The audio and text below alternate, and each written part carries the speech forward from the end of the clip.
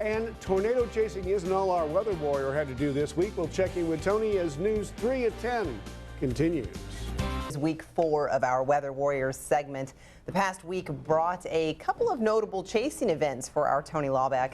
He says he also got to take some time to rest, recharge, and reflect. Greetings from western Nebraska, where I come to you for the first time this 2015 storm season.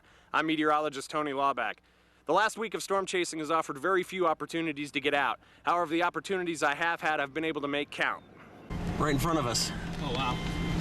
The final week of May was bookended by a couple of chase days, while the middle was spent taking care of a few odds and ends, mainly vehicle work and the windshield replacement. The windshield made its final stand in what was supposed to be a low-key gentleman's chase in western Kansas, but by the time the day was done, I added 4 tornadoes to this year's count. It's going to pass right here. And while the twisters were brief and may have combined for all of a couple of minutes, they put a happy exclamation point to what was a busy May. After the quiet weekend, I returned to the road to chase a marginal setup in the Nebraska Panhandle, and the target storm did not disappoint. In addition to the plethora of the SLCs, or what we call scary-looking clouds, the storm blew in hard with high winds and hail, enough to actually capsize a boat on the freeway north of the town of Hemingford in the northern part of the Nebraska Panhandle.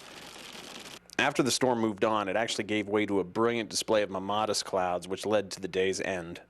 So after a fun day here in western Nebraska, the sun sets on week 4. Just a couple of chases in the books for this week, but it turned out to be a great week. The stats of the last 7 days included another 1,700 miles of driving, this time through the states of Colorado, Kansas, and Nebraska. Storms were seen on 2 of the last 7 days, with last Thursday's chase yielding 4 tornadoes, tied for the most I've seen in one day this year. I feel very fortunate that this week was kind of dead, as it gave me a chance to reflect on the events of 2 years ago. On May 31st, 2013, my dear friends and fellow storm chasers Tim Samaras, Paul Samaras, and Carl Young lost their lives in a tornado near El Reno, Oklahoma. I recently took some time to visit the memorial site that was created by the storm chasing and meteorological communities. While May 31st marks the anniversary of this tragic event, I feel their absence every day, and that absence is so much harder during this time of the year. Since that event, every mile I've driven and every tornado I have seen has been in their memory.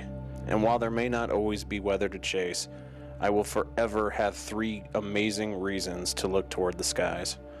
For News 3 and for TwistX, I am meteorologist Tony Laubach. And Tony remains out west, where several days of setups look to keep him very busy straight into the weekend.